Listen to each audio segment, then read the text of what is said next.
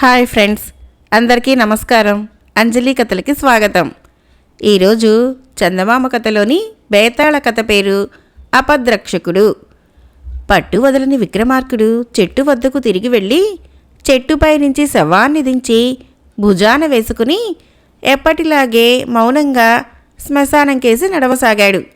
అప్పుడు శవంలోని బేతాళుడు, రాజా, నీలాంటి భోగజీవి ఇలా కష్టాలను ఎదుర్కోవటం చాలా అరుదు. నాగేంద్రుడి లాంటి కోటీశ్వరుడే ఆపత్కాలంలో తన సేవకుడి రక్ష పొందవలసి వచ్చింది. శ్రమ తెలియకుండా నీకు ఆ కథ చెబుతాను విను అంటూ ఈ విధంగా చెప్పసాగాడు. నాగేంద్రుడు పశ్చిమ తీరవాసి. అతను వర్తకం చేసి కోటీశ్వరుడు అయ్యాడు.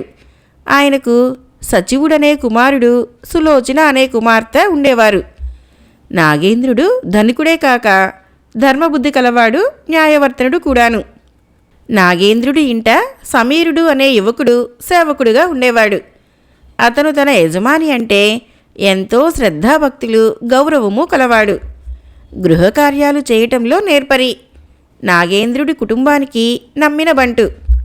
ఒకసారి నాగేంద్రుడి బావమరిది తన కుమార్తెకు పెళ్లి చేస్తూ తన చెల్లెలి కుటుంబానికి ఆహ్వానం పంపాడు. పెళ్లికి వెళ్ళాలంటే సముద్రం మీద వెళ్ళాలి. నాగేంద్రుడు తన భార్యను, బిడ్డలను, తమ సేవకుడైన సమీరుణ్ణి వెంట తీసుకుని తన సొంత ఓడలో బయలుదేరి బావమరిది ఉండే దేశానికి వెళ్ళాడు. వివాహం జరిగింది.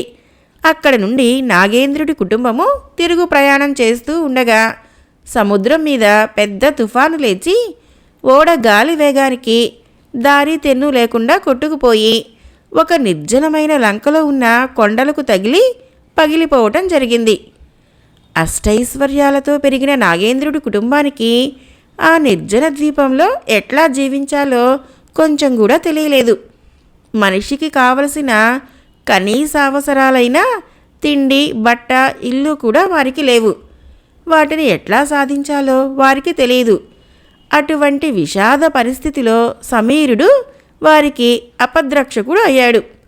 అతను పగిలిన ఓడలో నుంచి పరికరాలు తెచ్చి చెట్లు కొట్టి కలపతో ఇల్లు తయారు చేశాడు.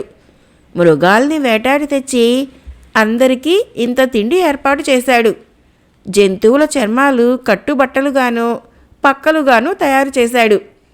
ఈ విధంగా సమీరుడు నాగేంద్రుడి కుటుంబానికి అంతటికీ నాయకత్వం వహించి గౌరవనీయుడు అయ్యాడు. అతను చెప్పినట్లు నడుచుకోవటం మిగిలిన వాళ్లకు క్షేమంగా ఉండటం చేత ఎవరూ అతనికి ఎదురు చెప్పేవాళ్ళు కాదు. ఇట్లా కొద్ది సంవత్సరాలు గడిచాయి. సూర్యోదయం లగాయితూ సూర్యాస్తమయం దాకా సముద్ర తీరాన ఉన్న కొండ శిఖరం మీద ఎవరో ఒకరు నిలబడి ఉండి ఏ దారిన పోయే ఓడగాని కనుచూపు మేరలో వస్తుందేమోనని చూడాలని సమీరుడు అందరికీ నియమం పెట్టాడు.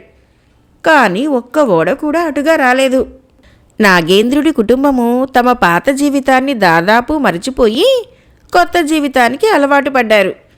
ఈ సమయంలోనే నాగేంద్రుడి కుమార్తె సులోచన యుక్త వయస్కురాలైంది. ఆమెను సమీరుడికిచ్చి చెయ్యాలని నాగేంద్రుడు నిశ్చయించాడు. ఇందుకు సులోచనతో పాటు మిగిలిన వాళ్ళు కూడా సంతోషించారు. ఈ నిర్ణయం జరిగిన కొద్ది రోజులకే ఒక ఓడ ఆ ద్వీపం కేసి వచ్చింది. అది అటుగా వచ్చే సమయానికి సమీరుడే కొండ మీద ఉన్నాడు. అతను ఓడను దూరాన చూడగానే ఎండు చితుకులు మంట చేసి పొగ బాగా రావటానికి అందులో పచ్చి కట్టెలు వేశాడు. ఆ పొగ ఓడలో వాళ్లను ఆకర్షించింది. వాళ్ళు ఓడను ద్వీపం దగ్గరికి నడిపారు. ఆ ఓడ మరొక వర్తకుడిది. నాగేంద్రుడి కుటుంబం సముద్రానికి బలి అయినట్లు ఆయన విని ఉన్నాడు. వారంతా ప్రాణాలతో ఉండటం తెలుసుకొని వారిని అభినందించి వారిని తన ఓడలో ఎక్కించుకొని వారి దేశం చేర్చాడు. తిరిగి నాగేంద్రుడి కుటుంబం నాగరికతలో పడ్డారు. దేశానికి తిరిగి వచ్చిన మర్నాడే సమీరుడు నాగేంద్రుడి వద్దకు వెళ్ళి నమస్కారం చేసి నాకు సెలవిప్పించండి అన్నాడు. మొదట నాగేంద్రుడు వెళ్ళవద్దని పేచీ పెట్టాడు. కానీ సమీరుడు వెళ్ళిపోవాలనే పట్టుదలతో ఉన్నట్లు గ్రహించి అతనికి పుష్కలంగా ధనమిచ్చి పంపించేశాడు. బేతాళుడు ఈ కథ చెప్పి, రాజా, నాకొక సందేహం. స్వామి భక్తి గల సమీరుడు కష్టకాలంలో తన యజమానికి అంతగా సహాయపడి ఆ యజమానికి మంచి రోజులు రాగానే ఎందుకు వెళ్ళిపోయాడు? అతనికి సులోచననిచ్చి పెళ్లి చేయాలన్న నిర్ణయం కూడా జరిగింది కదా. ఆడి తప్పని నాగేంద్రుడు తప్పక తన కుమార్తెను అతనికిచ్చి పెళ్లి చేసేవాడు కదా. ఆ అవకాశాన్ని కూడా సమీరుడు ఏ కారణం వల్ల వదులుకున్నాడు? ఈ ప్రశ్నలకు సమాధానం తెలిసి కూడా చెప్పలేకపోయావో నీ తల పగిలిపోతుంది అన్నాడు. దానికి విక్రమార్కుడు నిర్జన ద్వీపం మీదకి వెళ్ళగానే అందరి సంబంధాలు మనస్తత్వాలు మారిపోయాయి. అక్కడ జీవితంలో నాగేంద్రుడు యజమాని కాడు, సమీరుడు సేవకుడు కాడు. కొత్తగా ఏర్పడిన సంబంధాల మూలానే నాగేంద్రుడు తన కుమార్తెకు సమీరుడికి పెళ్లి చేద్దామనుకున్నాడు. ఇంతలో వారి ఆపద తొలగింది. వారు పాత జీవితానికి తిరిగి వచ్చారు. కానీ పాత సంబంధాలు తిరిగి రావటం సాధ్యం కాదు. సమీరుడు బంటుగాను ఉండలేడు, నాగేంద్రుడు యజమానిగా అతని చేత పనులు చేయించుకోనూ లేడు. ధర్మబుద్ధి కలవాడు గనక అన్నమాట నిలబెట్టుకునేటందుకు ఆయన తన కుమార్తెను సమీరుడికిచ్చి చేయవచ్చు. కానీ ఆ వివాహం సులోచనకు సుఖం చేకూర్చదు, సమీరుడికి అంతకన్నా చేకూర్చదు. ఈ చిక్కులన్నీ ఆలోచించే సమీరుడు వెళ్ళిపోయాడు అన్నాడు. రాజుకు ఈ విధంగా మౌనభంగం కలగగానే బేతాళుడు శవంతో సహా మాయమై తిరిగి చెట్టెక్కాడు. కథ అయిపోయింది. ఫ్రెండ్స్, మరొక కథ చెప్పుకుందాం. ఈ కథ పేరు ఫలించిన దురాశ. ఒక ఊళ్ళో మునిస్వామి అనే భూస్వామి ఉండేవాడు. అతనికి ఏ లోటు లేకుండా తన భార్యతోనూ 2 కొడుకులతోనూ సుఖంగా జీవిస్తూ ఉండేవాడు. ఒకనాడు ఒక సాముద్రిక శాస్త్రజ్ఞుడు ఆ ఊరు వచ్చి ఊళ్ళో అనేక మంది చేతులు చూసి వారి వారి భవిష్యత్తు చెప్పాడు. ఆయన మునిస్వామి చెయ్యి కూడా చూసి, నీకు స్థలం మారితే తప్ప యోగం పట్టదు. ఇప్పుడు నీకున్నదంతా చిల్లి గవ్వ లేకుండా పోవాలి. తర్వాత 1 ఏడాది పాటు పేదరికం అనుభవించాలి. ఆ మీదట రాజయోగం పడుతుంది, ఘనమైన కీర్తి ప్రతిష్టలు కూడా కలుగుతాయి అని జోస్యం చెప్పాడు. రాజయోగం పట్టించుకొని కీర్తి ప్రతిష్టలు సంపాదించాలన్న దురాశ మునిస్వామిలో కలిగింది. ఆయన తనకున్నదంతా ఆ జోస్యుడికే ఇచ్చేసి కట్టుబట్టలతో తన భార్యను 2 కొడుకులను వెంటబెట్టుకుని ఉన్న ఊరు విడిచి దేశ సంచారం బయలుదేరాడు. 2 రోజుల అనంతరం మునిస్వామి కుటుంబం ఒక గ్రామం చేరింది. మునిస్వామి ఆ ఊళ్ళో ఉండే పూటకూళ్ళ పెద్దమ్మ ఇంటికి వెళ్ళి, పెద్దమ్మ, నేను మా వాళ్ళు దిక్కులేని పక్షులం.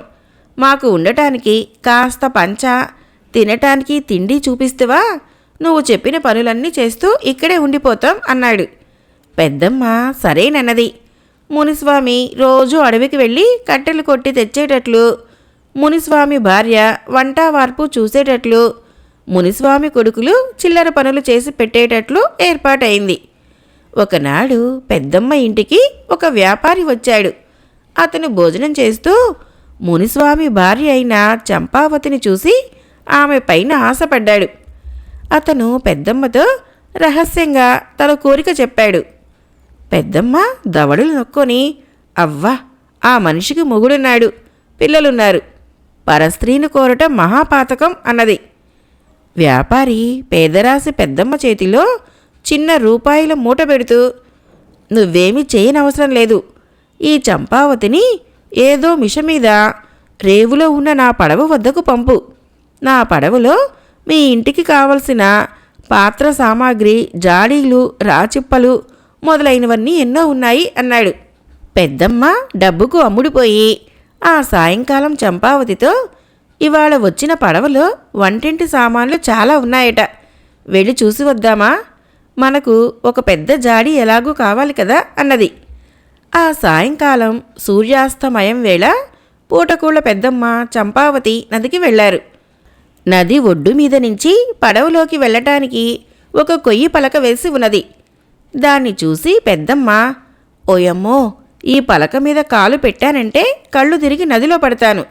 నువ్వు లోపలికి వెళ్ళి మనకి పనికి వచ్చేవి ఏమేం సామాన్లు ఉన్నాయో చూసిరా, కావలసినవి కొందాం అంటూ నది ఒడ్డునే ఇసుకలో చతికిలబడిపోయింది. వ్యాపారి తన కళాసులతో ముందే చెప్పి ఉంచడం చేత చంపావతి పడవిలోకి ఎక్కిన మరుక్షణమే వాళ్ళు కట్టుతాడు విప్పి పడవను నడి ప్రవాహంలోకి తోశారు. ఆ సంగతి గ్రహించక చంపావతి వ్యాపారిని చూసి గుర్తించి, మీ వద్ద ఉన్న పాత్ర సామాను చూపిస్తారా అన్నది. చూడటం దేనికి? ఈ పడవంతా నీదే, నేనే నీవాణ్ణి. మన ఊరు వెళ్ళాక నిన్ను అందలా లెక్కిస్తాను. ఇక నుంచి నీ కష్టాలు గట్టెక్కాయనుకో అన్నాడు వ్యాపారి. పడవ నడి ప్రవాహం వెంట పోతున్న సంగతి చంపావతికి అప్పుడు అర్థమైంది. అయ్యో, నా మొగుడు, నా పిల్లలు అంటూ ఆమె పడవలో నుంచి నీటిలోకి దూకేసింది. ఆమెను ఆపబోయి వ్యాపారి కూడా నీటిలో పడ్డాడు. కళాసులు కొందరు నీటిలోకి దూకి చంపావతిని మాత్రం ప్రాణాలతో పడవలోకి చేర్చగలిగారు. వ్యాపారి వాళ్లకు దొరికేసరికి అతని ప్రాణాలు పోనే పోయాయి. కళాసులు వ్యాపారి శవాన్ని, చంపావతిని కూడా వ్యాపారి ఉండే నగరం చేర్చారు. వ్యాపారి తలపెట్టిన ద్రోహం వాళ్లకు తెలుసు గనక ఆ సంగతి అంతా వాళ్ళు వ్యాపారి కొడుకుతో చెప్పారు. చంపావతిని వదిలేస్తే తన తండ్రి తలపెట్టిన దుర్మార్గం లోకానికి వెల్లడి అవుతుంది. అందుచేత వ్యాపారి కొడుకు చంపావతితో, ఈ నగరపు కొత్వాలు మా నాన్నకు మంచి స్నేహితుడు. మా నాన్న చావుకు నువ్వే కారణమని నేను ఫిర్యాదు చేశానంటే ఆయన నిన్ను తప్పక కొరత వేయిస్తాడు. ఎందుకొచ్చినట్టు? నువ్వు మా ఇంట చాకిరీ చేస్తూ ఉండిపోయినట్లయితే మా నాన్న ప్రమాదవశాత్తు నీటిలో పడి మరణించాడని లోకానికి తెలియబరుస్తాను. ఇది నీకు సమ్మతమేనా అన్నాడు. అతని మాటకు చంపావతి ఏమీ బెదరలేదు. తాను తన తండ్రి గుట్టు బయట పెట్టేస్తుందని, ఆ అబ్బాయే దడుచుకు చస్తున్నాడని ఆమె గ్రహించింది. చచ్చినవాడి మీద కక్ష సాధించాలన్న ఉద్దేశం చంపావతికి లేదు. కాలం కలిసి వచ్చేదాకా ఎక్కడైనా చాకిరీ చేసుకుని బతకవలసిందే. కానీ తనకు మార్గాంతరం లేదని గ్రహించి ఆమె ఆ కుర్రవాడు చెప్పిన దానికి సరే అన్నది. అక్కడ మునిస్వామి చీకటి పడేవేళ అడవి నుంచి కట్టెల మోపుతో తిరిగి వచ్చేసరికి అతని కొడుకులిద్దరూ కుళ్ళి కుళ్ళి ఏడుస్తూ అమ్మ ఏటో పోయింది అని తండ్రితో చెప్పుకున్నారు. అతను పెద్దమ్మను అడిగితే పెద్దమ్మ ఇంతెత్తున ఎగిరిపడి, ఎక్కడ చచ్చిందో నాకేం తెలుసు, చెప్పిందా చేసిందా, చచ్చినట్టు వంట చేసుకుంటున్నాను, నలుగురు నా మీద పడి తింటున్నారు, కృతజ్ఞత అయినా లేదు, నువ్వు నీ పిల్లలు నాకేమి చేయనక్కర్లేదు, మీ దారిన మీరు పదండి, అదే ఉద్ధరింపు అనుకుంటాను అని చెడమడ వాగింది. ఆ రాత్రి అక్కడే గడిపి మర్నాడు తెల్లవారుజామునే తన ఇద్దరు కొడుకుల్ని వెంటబెట్టుకొని రహదారి పట్టి బయలుదేరాడు మునిస్వామి. సాయంకాలం అయ్యేసరికి వాళ్ళొక నదిని చేరుకున్నారు. మునిస్వామి నది దాటదలిచాడు. కానీ అక్కడ ఒక బల్లకట్టు కానీ పడవ కానీ లేదు. అదీకాక మునిస్వామి దగ్గర డబ్బులు కూడా లేవు. అతను ఈదగలడు, కానీ ఇద్దరు పిల్లల్ని మీద ఎక్కించుకొని ఈదటం సాధ్యం కాదు.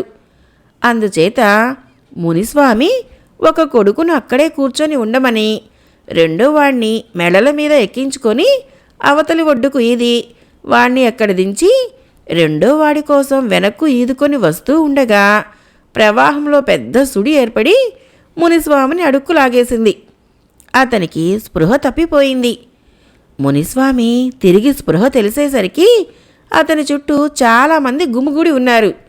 వారంతా అతనికి ఏవేవో సపర్యలు చేస్తున్నారు. అతనికి స్పృహ వచ్చి కాస్త స్వస్థత చేకూరగానే తనకు రాజయోగం పట్టినట్లు అతనికి తెలిసిపోయింది. జరిగిందేమిటంటే, కొద్ది రోజుల క్రితం ఆ నదీ తీరాన ఉన్న నగరపు రాజు వారసులు లేకుండా ఆకస్మికంగా చనిపోయాడు. ఆయన పోయిన నాటి రాత్రే మంత్రికి కలలో నగర దేవత కనిపించి, మీ కాబోయే రాజు నది వెంట కొట్టుకు వస్తాడు, అతని కోసం ఎదురుచూడు అని హెచ్చరించింది. మంత్రి ఈ సంగతి రాజభవనంలోని వారందరికీ చెప్పి నదీ తీరాన అహోరాత్రాలు మనుషుల్ని కాపుబెట్టాడు. వాళ్లే మునిస్వామిని ఒళ్ళు తెలియని స్థితిలో నది నుంచి బయటకు లాగారు. అతన్ని రాజుని చేశారు. రాజయోగం పట్టి రాజ్యాభిషేకం చేయించుకున్నాడు. కానీ మునిస్వామికి భార్య బిడ్డల గురించి ఆందోళన మిగిలిపోయింది.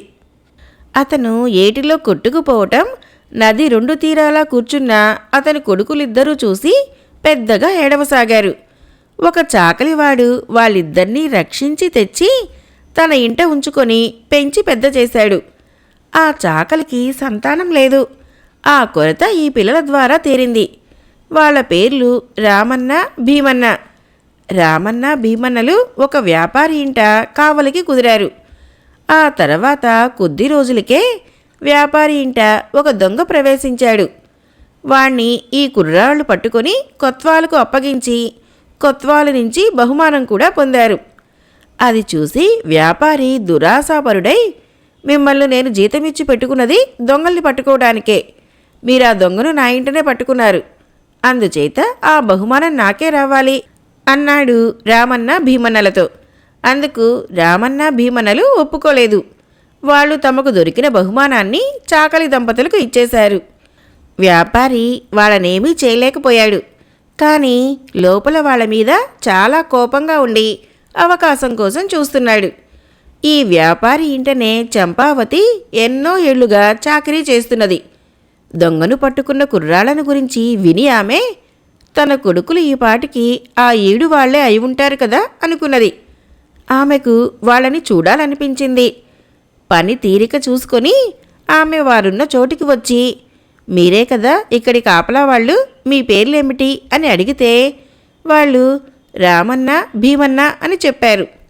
చంపావతికి పట్టరాని ఉద్రేకం వచ్చి, నాకిద్దరు కొడుకులుండేవాళ్ళు, వాళ్ళ పేర్లు కూడా మీ పేర్లే, మీ తల్లిదండ్రులెవరు నాయనా అని అడిగింది. వాళ్ళు తమ చిన్ననాటి జ్ఞాపకాలు స్మరించుకొని ఒక్కొక్కటే చెప్పసాగారు. ఇది వ్యాపారికి మంచి అవకాశం అయింది.